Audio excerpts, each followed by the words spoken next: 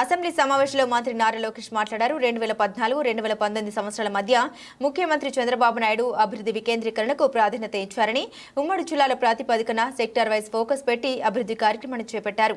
అప్పట్లో అనంతపురం జిల్లాకు Kia company తీసుకొచ్చారు. అదేవిధంగా చిత్తూరు జిల్లాకు ఎలక్ట్రానిక్స్, నెల్లూరు జిల్లాలో విండ్ టర్బైన్, కర్నూలు జిల్లాకు రెన్యూవబుల్ ఎనర్జీ, సెల్ ఫోన్, ఉభయ గోదావరిలో ఆక్వా, ఉత్తర ఆంధ్రలో ఐటీ, మెడికల్ డివైజెస్, ఫార్మా పరిశ్రమల్ని ప్రోత్సహించారు. 2014-2019 మధ్యన చంద్రబాబు నాయుడు గారు చాలా స్పష్టంగా రాజధాని ఒకటే ఉంటుంది కానీ అభివృద్ధి వికేంద్రీకరణ జరుగుతుందని ఆనాడు చెప్తాం జరిగింది అధ్యక్ష. దాంట్లో భాగంగా ఆనాడు ఉమ్మడి జిల్లాలకి ఒక్కొక్క సెక్టర్ ఫోకస్ అనేది ఇస్తాం జరిగింది అధ్యక్ష. ఒకసారి మనం చూస్తే కరువు ప్రాంతమైన అనంతపురానికి కియా మోటార్స్ తీసుకొచ్చారు, కర్నూలుకి అనేక రెన్యూవబుల్ ఎనర్జీ సంస్థలు తీసుకొచ్చారు, చిత్తూరు కడపకి ఎలక్ట్రానిక్స్ మ్యానుఫాక్చరింగ్ సంస్థలు తీసుకొచ్చారు. ఇంకో పక్కన నెల్లూరులో కూడా చూస్తే మన విండ్ టర్బైన్ మ్యానుఫాక్చరింగ్ కానివ్వండి, సెల్ ఫోన్ తయారు చేసే సంస్థలు కానివ్వండి, ఇవన్నీ కూడా తీసుకొస్తాం జరిగింది.